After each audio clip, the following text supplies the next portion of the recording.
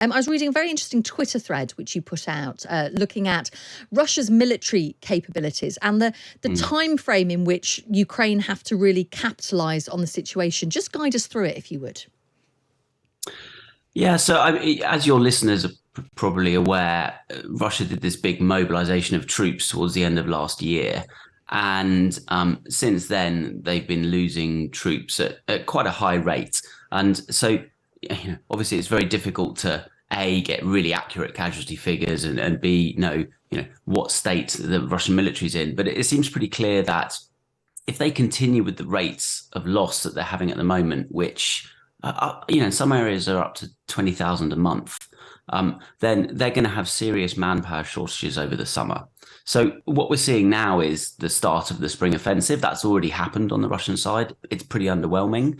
And so if Ukraine can hold the line, which it appears that they are doing, once these Western, all the tanks and the artillery and the infantry fighting vehicles that we've heard about in recent weeks, once they come online in March or in April, the Ukrainians will be able to start a counteroffensive. And that really, over the summer, we're going to see this war being decided.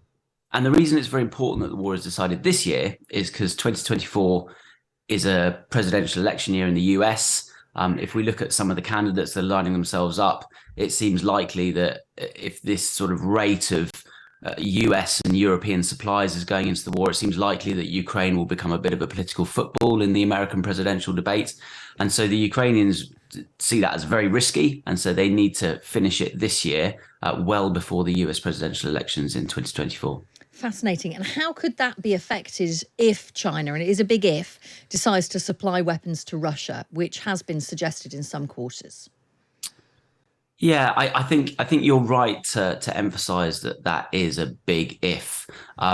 China is really, really trying to balance and muddle its way through here. Obviously, Russia is one of its allies, and what Russia's done by invading Ukraine is not helpful to China at all because of China's demands on Taiwan. At the same time, China's trying to maintain trade with Europe and also with the US. And I think supplying weapons to help Russia, even when it appears that Russia is quite clearly losing this war, that doesn't help China because it will stop China being able to trade with the US and Europe. So that's why China, although it's sort of these hinting at giving weapons, actually what China wants to do is finish the conflict. And so that's why it's come forward with this 10-point peace proposal, because that enables it to maintain good relationships with the US and Europe and also with Russia. Thank you so much for watching. You get extra points for making it all the way to the end of the video. And if you want to see more from me, Chloe and Callum, you can join us every Friday to Sunday on Times Radio from 6 a.m.